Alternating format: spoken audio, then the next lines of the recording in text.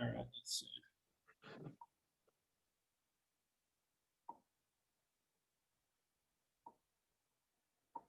Okay, here we go. How you doing? Good. That was fun. Yeah, well, Zoom is a whole new world, man. I'm kind of liking it though. You don't have to meet anybody anymore. You can do doctor Yeah. visits. You used to have, if you wanted to see the best doctor, you have to go to New York. Now you can just go on video chat. So it's kind of nice. I like Yeah. it. I love the statue in the back. That's pretty cool. Thank you. That's my lady justice back there. So tell me about your early career. I know you weren't always an attorney, right? Like from what I read. I was actually, it started after high school, I guess. I didn't really know like what 18-year-old really knows what they want to do. True. So I started going to Del Mar, and my mom actually told me about a friend of hers that had become a paralegal, and back then that was a new field. Sure. And so I started going. I changed my my major to legal assisting. Finished out Del Mar, became a legal assistant. So I was actually doing a legal assistant work for 5 years before I went off to law school. Where'd you end up going? I ended up going to St. Mary's in San Antonio. Oh, nice. That's a hard school, Yeah. from what I understand. Yeah, Definitely. I mean, I had a choice between going to Houston or going to San Antonio. All my family, is here, and so I figured it would be closer. But I love San Antonio. I love St. Mary's. It was a great school. Sure. And smaller too. Yeah. Better education, I would assume. Yeah. Yeah. So how'd you get like into criminal and family? Like what made you want to pick those choices of law? Well, when I was a legal assistant, I worked for an attorney who did primarily family law and personal injury. Okay. He didn't do any criminal law. So I spent all those first, 5 years as a paralegal doing personal injury and family law. So that was, I thought when I went to law school, my thought was I'm going to become board certified in family law. That was my thing. I loved it. I realized the importance of it and how it affects children. So I was all about, that was my goal. And it's funny how life has a way of, sending you on a different course that you never could have imagined. Yeah, definitely. Yeah. Well, let's check it out. Let's see what we had some of the listeners wanted me to ask you some questions. They're actually popular on Twitter. So let me get some of the questions I had for you. So you're obviously running for judge. What are some of the reasons that you think you'd be better for the administration, or what do you think that you can do better? Do you have any progressive stuff that you're running on? I did a little bit of research, but I'll let you talk about it. Well, it's funny because, you hear about progressive district attorneys, you hear about, people that, have progressive policies, but you never hear about judges that are progressive. I think that's because one, we don't really talk about a lot of the issues that, we support or believe in because we can't express any kind of opinions on, certain things of how we would rule in cases. So we're limited in some way. And I think that's why you don't often hear, about any kind of policies that are progressive in nature. But my background and everything that everything I've brought from my life up until this point has shaped me in a way to see the criminal justice system as something that I think I can really be instrumental in being a positive change for this court in particular. Awesome. I think too many people don't really know who's on the bench. I think if you go survey people who think should be at the grocery store and you ask them who are our district court judges, they probably wouldn't be able to tell you. Or they're scared to be in courtrooms. Yeah. Although judges want to think that everyone knows who they are. And they also don't really know what district court judges do. Mm-hmm. And so it's unfortunate that our process is that way, because I think it leads to people being able to run and get on the bench that really may not be the best for doing that type of work that, a district court judge does. Sure. And just so our viewers can know, a district court judge primarily, I think 80% of their docket is criminal law cases, felonies, so serious crimes. Mm. And the other 25% is split between civil cases and family law cases. Sure. And just to give a little bit of my background as an attorney, I've been practicing almost 18 years now, and in about 6 weeks I'll hit my 18-year mark. Yeah, and I was talking to Terry Shamsi about you. He's very fond of you. Terry Shamsi.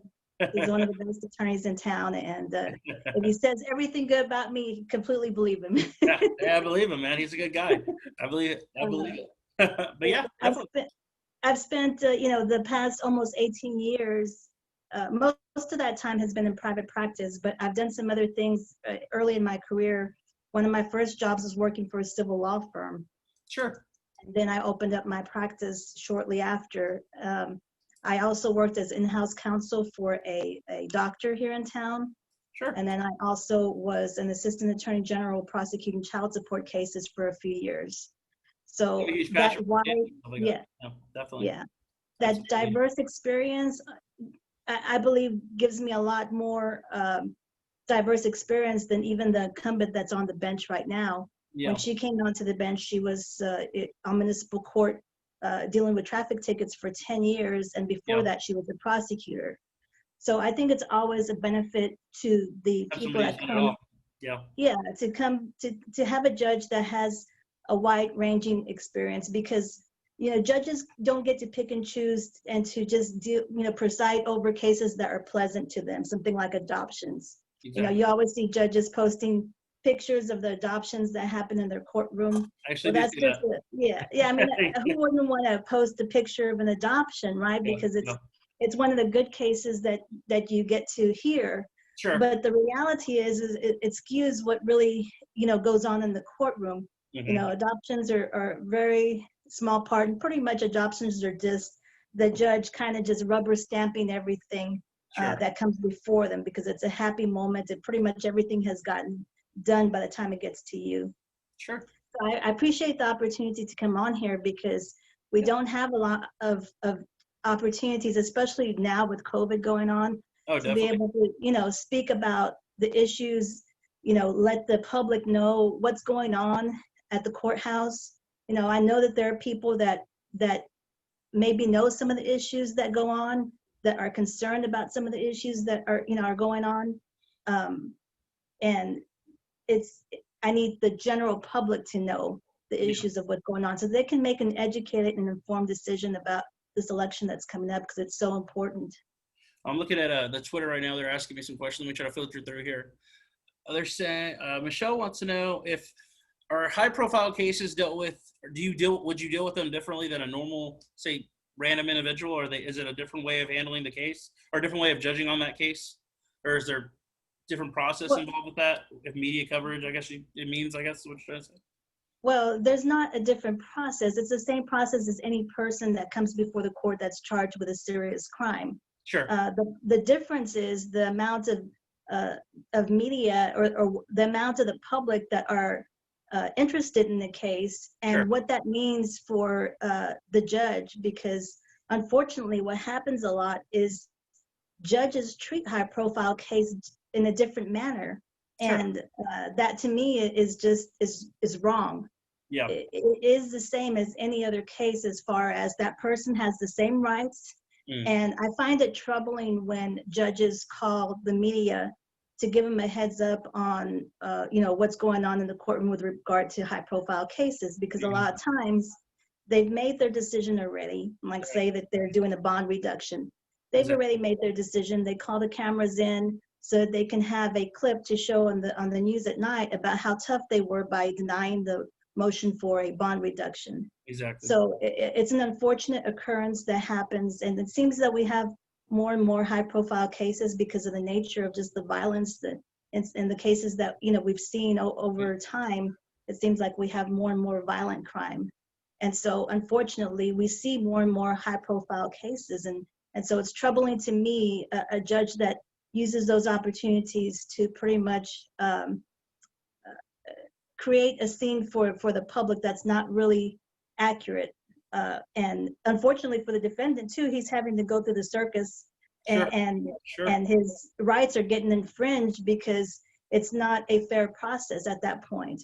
Definitely. So, I would, and what I would do differently is I'm not going to be calling the media if they want to. Everyone has access to the courtrooms. Of course, it's different right now, right? Because you can't just go into the courtroom and sit down and watch a trial or watch what's going on, watch what's going on in the courtroom.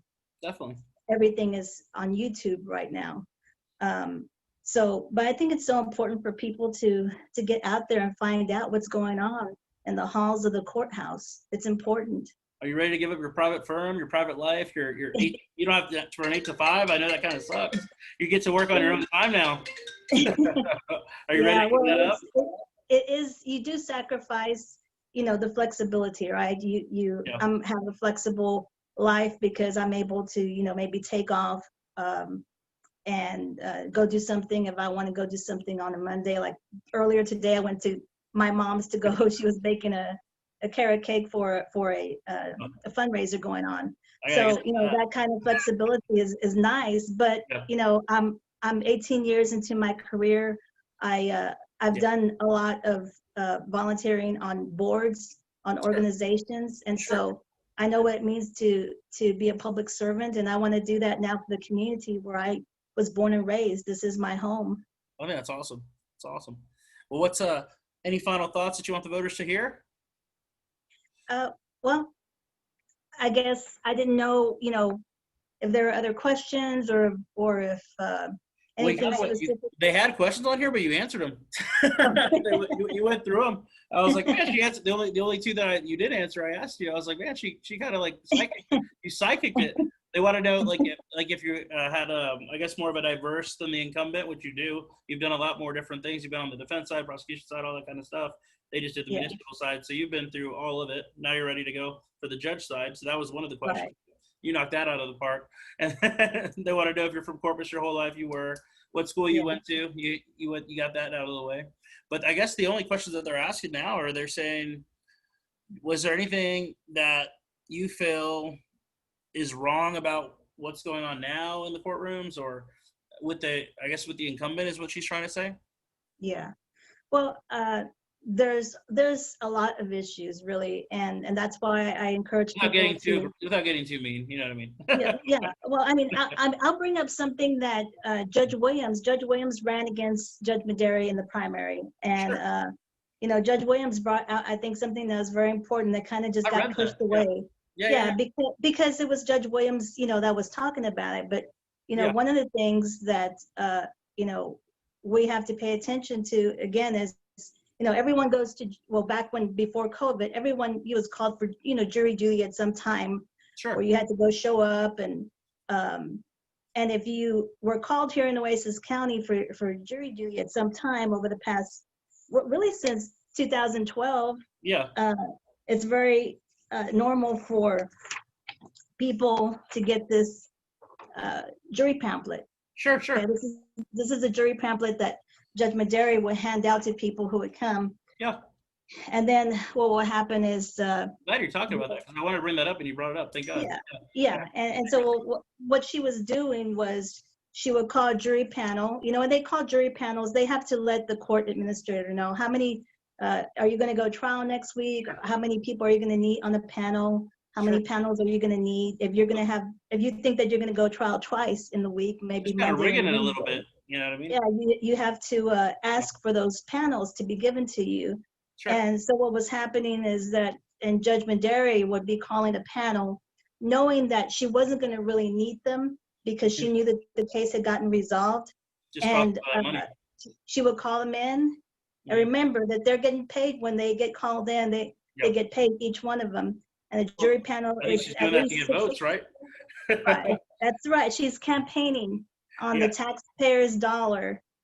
She's using her position to pretty much advocate for her campaign for judge 365 days out of the year. Yeah, wow. That's what that results of. What was the final number? Did it come out in that paper, or how much money that was? Well, that's funny that you asked that, because I spent a lot of time, just like Judge Williams, requesting all these open records. Yes. And what I've discovered is that there's not a lot of transparency in the records that are kept. I wonder and why. So when I asked them, how much does this cost taxpayers? And we say that, we know that she called a lot of jury panels that she didn't need. How do I know that? Because in 2018 and 2019, those 2 years, she had 6 jury trials split between those 2 years. She had 4 1 year and 2 the next year. 6 jury trials. but yet she called a lot more jury panels. Yeah. And 60% of the panels that she called were not used. In fact, in 2017, 78% of the jury panels that she called were not used. Yeah. And you have to wonder why. And she's the only court that does this. This is what a campaign. And she says that can't be legal. How's she getting away with it? Well, the problem is that Judge Williams is the one that filed the complaint. Okay. I don't think something ever happened as a result of it, because Judge Williams has issues, and they're not going to take what he has to say. Somebody powerful to unfortunately, step up to her, but unfortunately so. But this is a legit ethical violation, because while she says this is educational, if you go to the Nueces County website, you will find the same information published to the public, exactly the same thing. So, and it only has her name on it, no other courts. So this is not something that she's giving just to let other people know what all the judges think about, it's just from her. And so, that's just one of many issues that I think the public needs to realize, that judges that money who could are be spent somewhere else on something way better. A lot more. Yeah, exactly. I mean, we see the courthouse, the people that go to the courthouse, that work in the courthouse all the time, we deal with elevators that don't work, things that are breaking down. Like the courthouse is so run down. I mean, for all the money it makes, supposedly. Right. Yeah. And when you have a public servant that's using money for her campaign literature, pretty much, that's an issue. And they couldn't tell me how much they spent on it, because they can't tell you. They can't break down the printing costs. They can't keep up with it. Well, they pay for just a bulk number of printing jobs.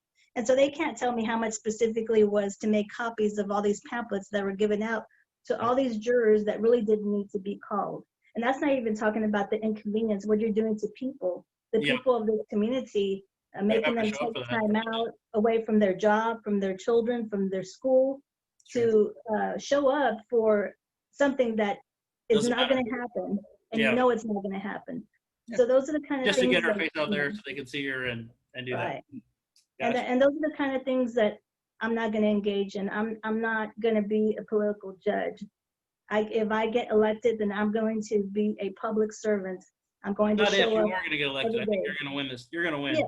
Well, I appreciate that. And like I said, Ron, I really appreciate the opportunity to come on here and we definitely appreciate you being on. I mean, I definitely had a lot of people. You have a lot of supporters here on Twitter. It's surprising.